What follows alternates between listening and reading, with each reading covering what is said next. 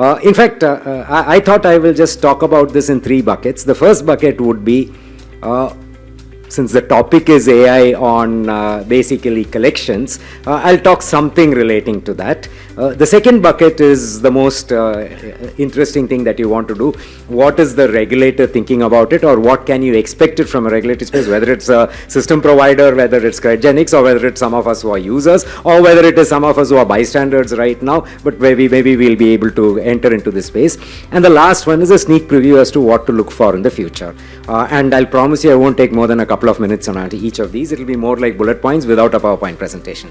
So the first one is, as I said, I've already given the indication. To my mind, and I always like to think a little laterally, we are talking at perhaps the second last stage in a credit disbursement or a loan portfolio, which is collections. What is the last NOC or something which Mr. Ravindra Pandey had actually spoken about, or was it there in the Chola's presentation which was made? Point is, we are talking about the second last. Do we need to go to the second last? Which is why I made an indication. If we can use AI to see that the right disbursement is made to the right person at the right time, at the right terms, not for him, of course for him it is necessary, but more for us as a credit institution, how do we take care of it? If that is taken care of, do we need to worry about collection at all?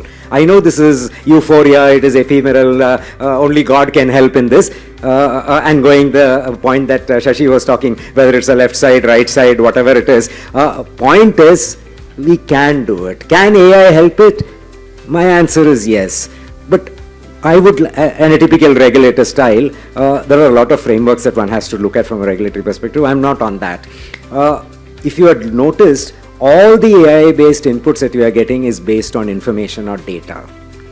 A whole lot of data is there, and whether we like it or not, today the DPDP Act has been passed. That puts a lot of onerous responsibility on us as to how much of the data can we at all use. All of you are aware that the entire data that we have at our disposal is not our data, including the data that we have in our servers or in our disks in our offices. They are not our data. We are only fiduciary owners of the data. The owner of the data is the borrower or the depositor or whoever is our customer. And what right do we have to use that data? So that's an important challenge. So if AI can actually take care of that, because I guess, I don't know how many of us are here lawyers here.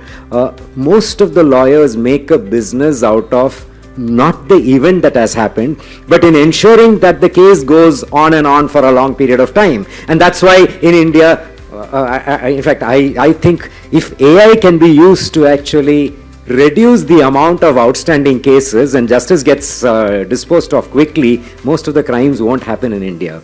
And if most crimes don't happen, if I extrapolate it to the credit space, I don't think there will be defaulters, or I don't think there will be people who don't pay the money back. And if people pay the money back on time, why do we need to worry about collection at all? We need to worry about the mode of collection, the delivery channel, how to get the money back quickly at the appointed time, for which we have got payment systems available, so we don't need to worry. How nice life will be if we don't have to worry about collections. The only challenge is most of us here won't have a job. That's the only challenge.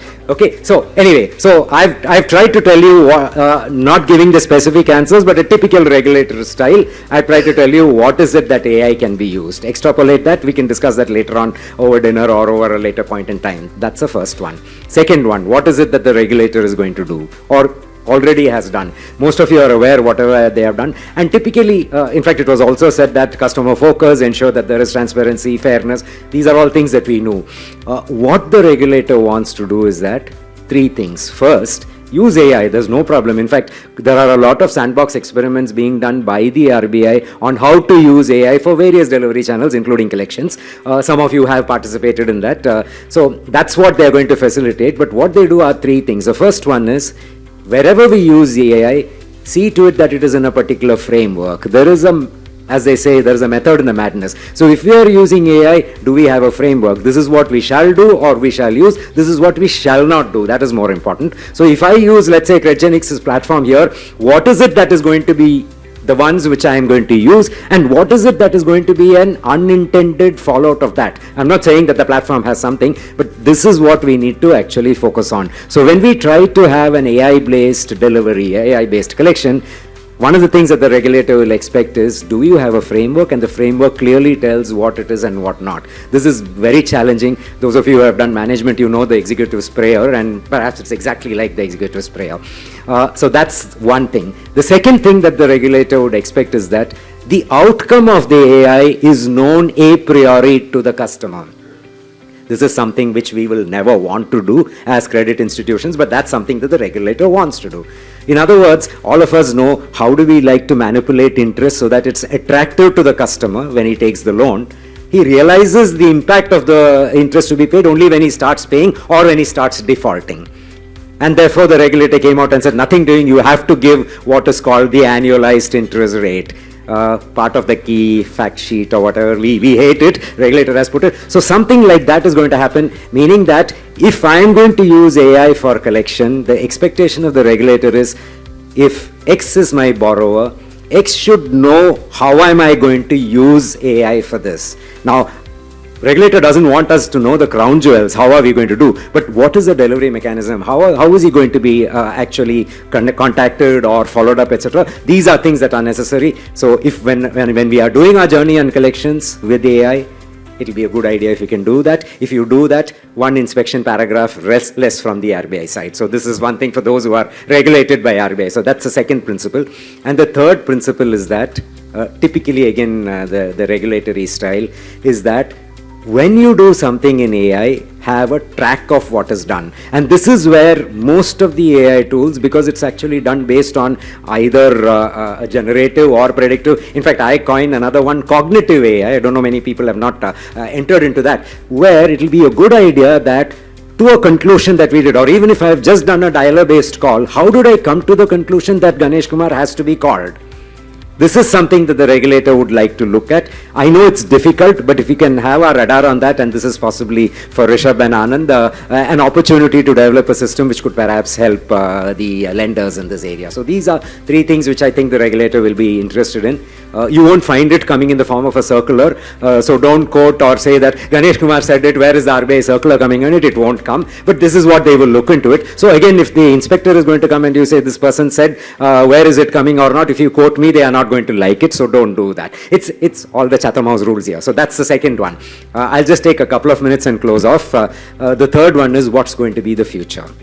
The future is going to be very exciting, and the way I look at it exciting is that as India, India has taken a lot of loans. Just like we live on loans, the country has actually lived on loans, but we are the best country in terms of repayment.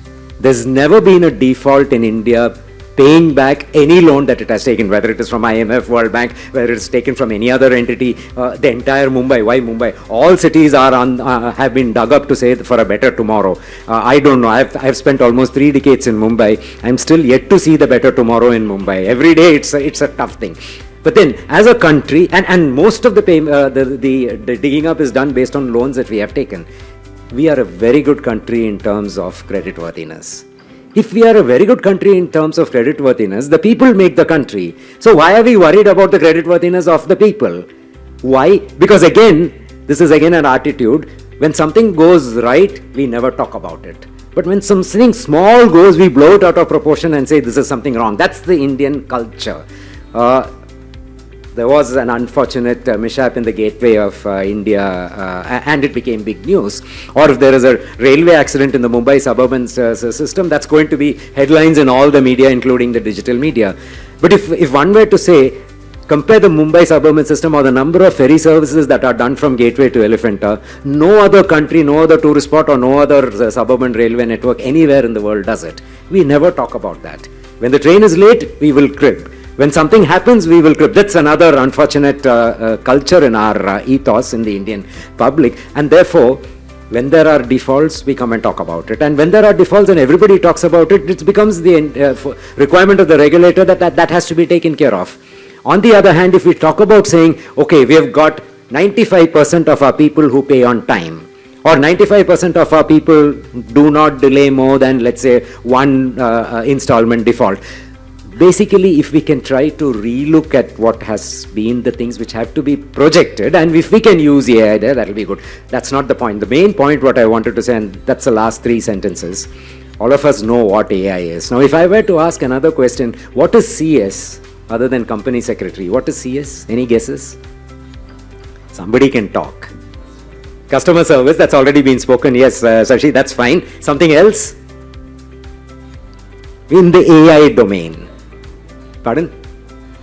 Okay, I don't want to make it a question answer session. There's one more exciting panel discussion and dinner after that. Well, CS in an AI context, I call it as common sense. AI is nothing but using common sense in a framework-based manner. But what does it address? And that's what I think I will conclude. It addresses what I call as NS. And what is NS? Nonsense. Well, whatever I've spoken appears to be that, but that's not what it is. The thing on NS is, it addresses natural stupidity. And all of us are excellent in actually having natural stupidity, which we try to cover up using AI. At the end of it, it is simple common sense. Okay, so my view is, huge opportunity in the common sense area. We are the best in the world. We are jack of all trades, master of all as well. We can talk about anything. In fact, somebody asked me, can you talk about nothing? I said, yes, I can talk for 2 hours about nothing. So, point is, we've got enough common sense. We've got tools in the technology space. There are companies, Credgenics, there are many service providers that way. Take those tools, use the common sense, try to address natural stupidity. I think collections becomes very easy. So I'll stop with this. Thanks a lot for the patient hearing and have a great AI based.